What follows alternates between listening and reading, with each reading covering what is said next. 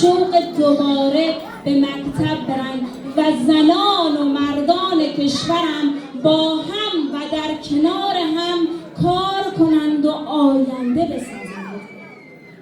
من یه چند قدم کوچیک اما عمیق خدمتتون عرض میکنم و باورم بر این هست که هر قدم کوچک یک فرصت بسیار بزرگ رو ایجاد میکنه.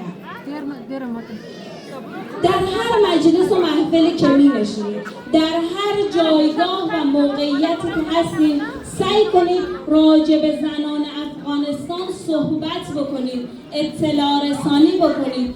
چرا؟ چون در واقع اگر بگذاریم این وضعیت عادی سازی بشه، هیچ وقت تغییراتی که باید صورتبندی نخواهد شد.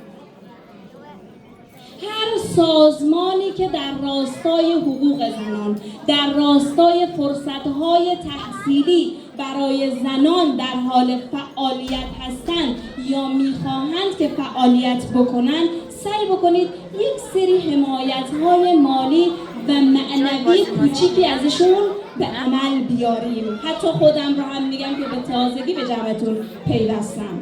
و سعی کنید زنان افغانستان رو، خصوصا خانوم‌ها رو منظورمه، زنان افغانستان رو از فرصت‌های تحصیلی که به وجود میاد در جای حالا میتونه بریتانیا باشه، میتونه هر کشوری باشه، اونها رو هم در واقع باخبر بکنید. و در آخر خیلی وقتتون رو نمیگیرم چون دوستان خیلی دارن صحبت میکنن.